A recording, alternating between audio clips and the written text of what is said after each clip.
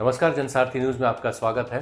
सियासी हलचल में हम बात करेंगे मध्य प्रदेश में भारतीय जनता पार्टी की गांव चलो अभियान के तहत भाजपा मध्य प्रदेश के ग्रामीण क्षेत्रों में जाकर लोगों का मन टटोलने में लगी है। मध्य प्रदेश बीजेपी अध्यक्ष वी.डी. शर्मा का कहना है कि इस अभियान की सकारात्मक राजनीति में महत्वपूर्ण भूमिका है। यह अभियान महात्मा गांधी, भीमराव अंबेडकर जैसे महापुरुषों के विचारों को प्रसारित करेगा। इसके तहत 53,000 गांवों में 25 लाख कार्यकर्ता गांव-गांव पहुंचेंगे।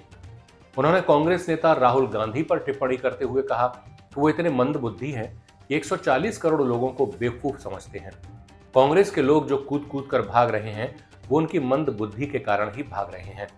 वी.डी. शर्मा ने बताया कि मध्य प्रदेश में इस अभियान के तहत 62,000 प्रवासी कार्यकर्ता भी गांव-गांव जाएंगे और इतने ही कार्यकर्ता संयोजन संवाद करेंगे। गांव चलो अभियान पूरे देश के अंदर लिया है। ये अभियान 4 तारीख से प्रारंभ हुआ और 11 तारीख तक चलेगा।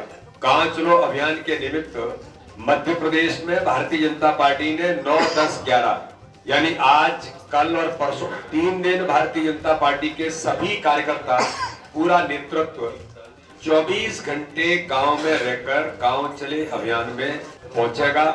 और भारतीय जनता पार्टी के इस गांव चलो अभियान में मुख्य तौर पर हमारी जो भूमिका है, जो आपने देखा होगा कि जिस प्रकार से एक सकारात्मक राजनीति में ये जो गांव चलो अभियान है, इसकी जो महत्वपूर्ण भूमिका बन रही है कि बाबा साहब अम्बेडकर, महात्मा गांधी या पंडित दीनदयाल उपाध्याय जी के विचारों को जमीन पर साकार कर रहा ये गांव चलो अभियान माननीय प्रधानमंत्री नरेंद्र मोदी जी के नेतृत्व में भारतीय जनता पार्टी ने माननीय राष्ट्रीय अध्यक्ष जी के निर्देश पर इस अभियान को लिया है। कि प्रधानमंत्री नरेंद्र मोदी जी ने जो देश के अंदर अभियान लिया था कि डिजिटल पेमेंट देश के अंदर ये प्रमोट हमें करने की जरूरत है।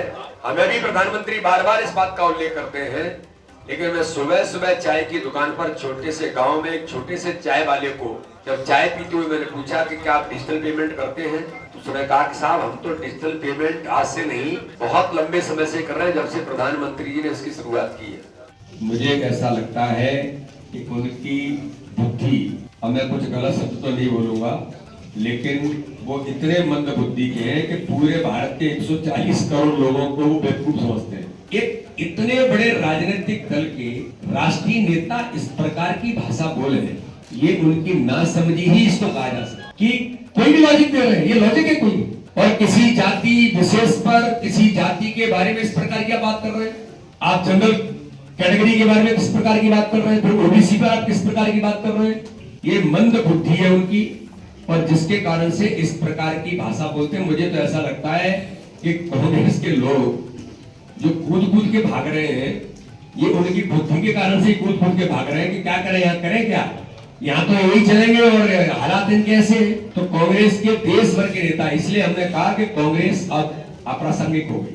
राज्यसभा के सम्मानित सदस्य भी चुनाव लड़ सकते हैं, और उन्हें अगर केंद्रीय नेतृत्व को लगेगा तो उन्हें सूचना मिलेगी कि आपको चुनाव लड़ना है।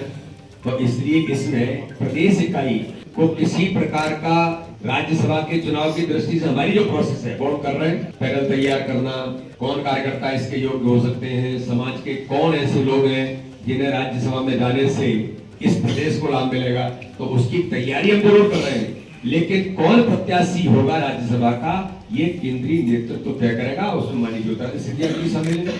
जनसारथी न्यूज में फिलहाल इतना ही। नमस्कार।